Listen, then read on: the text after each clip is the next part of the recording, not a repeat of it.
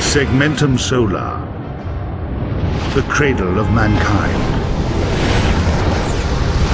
Here is Terra, known to antiquity as Earth, the heart of the Imperium of Man. An empire of 1,000,000 worlds, the Imperium stretches across the galaxy.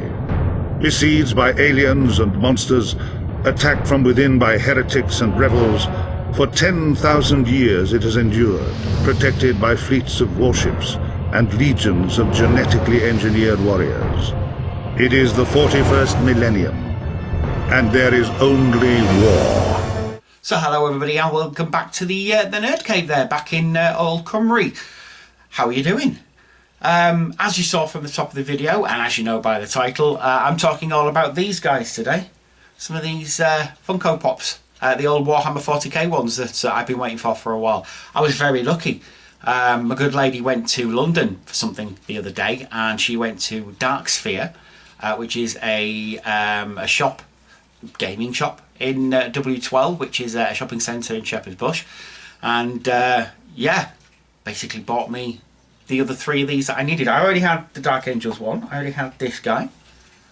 But I needed the other three, and I did want to buy them because number one, I do like Warhammer 40k. Number two, I want to see more of these, so I want to see this being a success, so that Games Workshop and Funko think, oh yeah, well it is worth our while, so we'll make more. So I want the Chaos Space Marines basically, and Tyranids and things like that. So that would be really, really cool.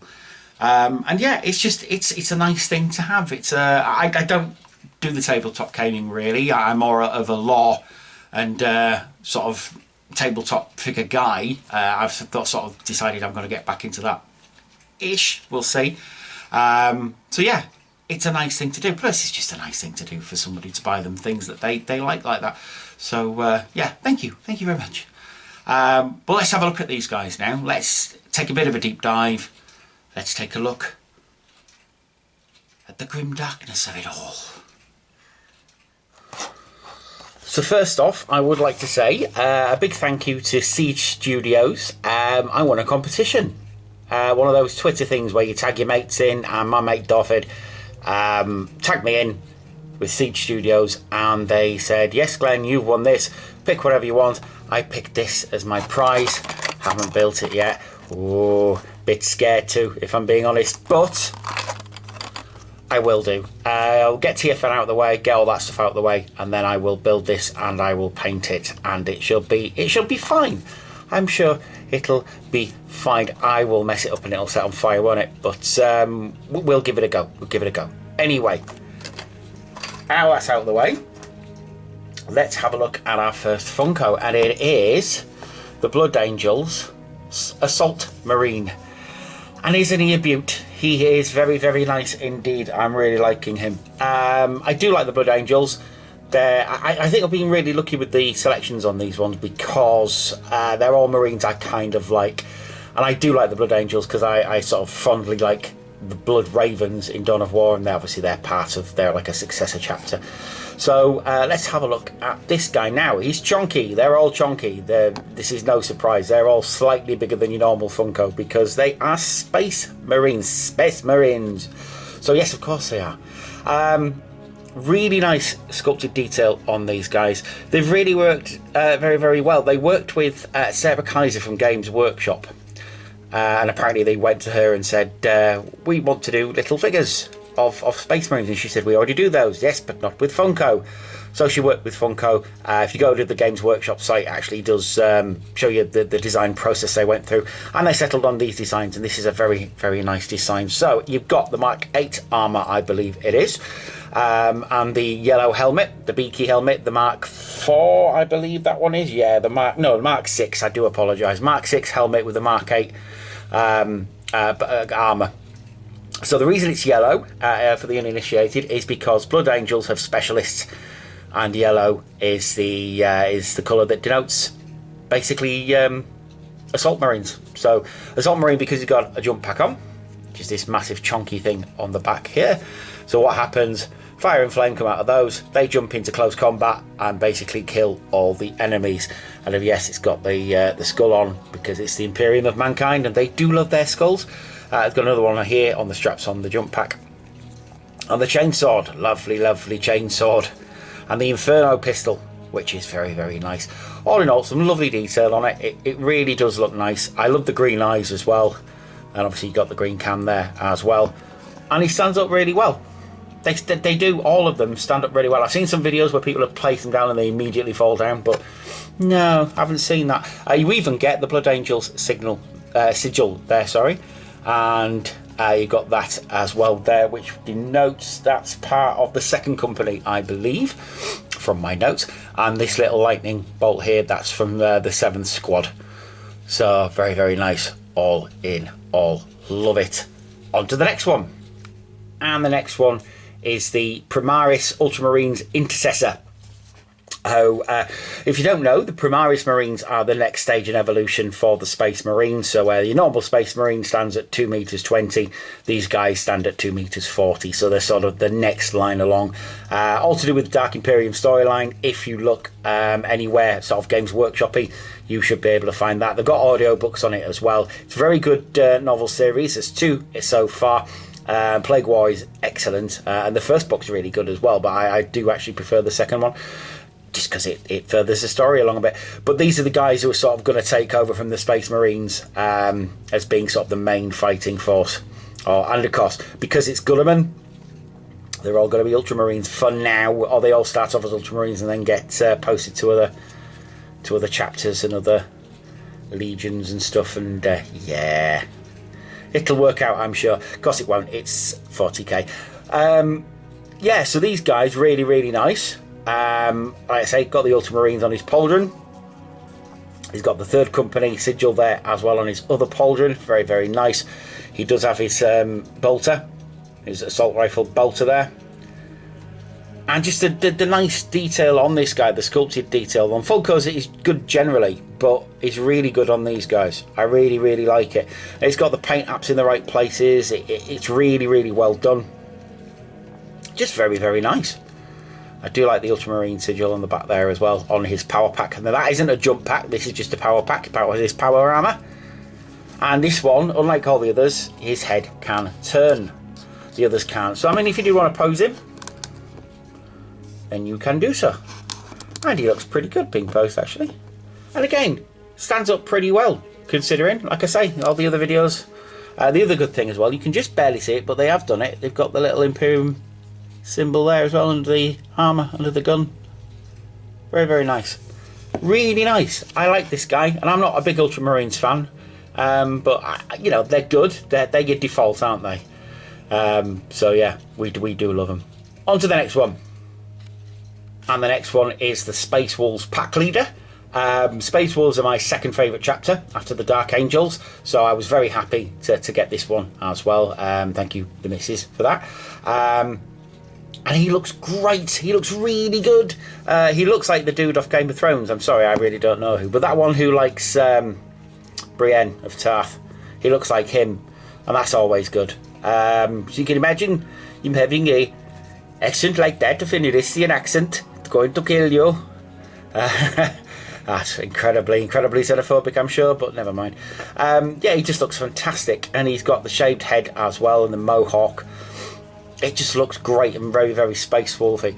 He's also got a scar on here, and if you look at his ear is nicked, which is great. Love it. Love it, love it, love it. He has the Space Wolves sigil there, because of course he does. And this thing here, this sigil denotes the Blood Claws, which means he's a young warrior wanting to prove himself in battle. Basically, he will just point him and he will destroy whatever he is pointed at because he wants to prove himself in battle. He's got a storm pistol. Some people have said it's a bolter. I think it's a pistol. I think it's a shot storm pistol with a nice Space Wolf sigil on there as well. And like I say, the sculpted detail on these things is really, really nice. Power axe there as well. Looks like it could do some real damage. Love it. He's got lovely braids there. He's got part of his Fenrisian wolf pelt there, and on the back again he's got this power pack that's covered up by the wolf pelt. Again, his head doesn't move, it's all sealed in, but that's fine. Again, nice little skull there. And the Space Wolf Grey, I mean, okay, I'm taking it as red, you know, and I'm taking it for granted that, oh yeah, well of course they're the same colours, but years ago this thing would have been messed up immeasurably. Games Workshop wouldn't have communicated properly, or something would have been lost in translation. They'd have thought, fuck it, that'll do. And you know, that you would have had your figure and it wouldn't have been exactly right. Now they've actually shown that they care, and that's really good, because a lot of people are taking the piss out of these a little bit, and I don't think that's very fair, because you're only going to get more people into 40k if you interest them in it, if you hook them, because sometimes the tabletop gaming isn't enough. I'm not really one of the gamers. I'm sort of more figures, and I'm more the lore, if anything else. So the tabletop thing wouldn't really grab me, but get this sort of thing to people and they'll say, oh, that's interesting, what's that all about? And then they'll read up and they'll get hooked, and then they'll start tabletop gaming, because that's how it works. So I really like this. I think it's a really nice figure, and very worthy addition to all of them. Again, standing up, not a problem. Get a flat surface, he stands up perfectly well and looks great on the shelf. We'll go on to the last one of this lot, although hopefully not the last one ever, because I want me some Chaos Space Marines. And then last, but by no means least at all, it is the Dark Angels Veteran. Now the Dark Angels are, as I showed you earlier, they're my chapter. They're the ones I played when I was a nipper. They're the ones I liked painting. They're the ones I loved. So yeah, to have this is pretty cool. I can hear Doffin in the background going, traitor! But shut up, Doffin. Shush now. Yeah, this is a great little figure. Again, really well done. Dark Angel's known for wearing robes, so he wears robes. The only thing sort of wrong with that is that you can see sort of panel lines there. It's not really a thing, you know, it doesn't really matter. You don't notice it when he's on the shelf. It's fine. But he's got his lovely bone white colours on his Imperial sigil there, and bone white for the robes as well, which is very nice, because that's sort of their thing, is the green and the bone white. You can just see the Dark Angel sigil there as well, and on his shield you've got the Dark Angel robed figure. They're known for having swords, so he has a sword, and it's pretty much you know, a standard Dark Angel sword. You would see that all the time. Nice little dagger in the back of his power pack, but really just a nice solid figure. And he's heavy. They're all heavy. This one is quite heavy, because the robes on his head sort of cover you know, a lot. He's got the standard, obviously, eye there, the FUNKO eye, but he's got his bionic eye as well, and he's obviously had that shot out because he's got massive scarring. And he's got his stud there as well, which denotes a century of service. For every century they have, as far as I'm aware, this is a thing, and they have a stud, metal stud, bomped into their head to say, yep, that's how long you've been around. So yeah, he's been around at least 100 years. Hey, it looks good for it, like Captain America. But really nice. Like I say, really sturdy on the bottom, because it is quite a large footprint that he's going to leave. Just a nice all-round figure. Looks really good on a shelf next to all his brothers. Love it. Let's see how they look all together. And that's how they look all together. So like I say, individually they look pretty badass. All together they look really good. I love them. I think they're really good. I know I keep saying really good a lot, but there you go, that's what I think.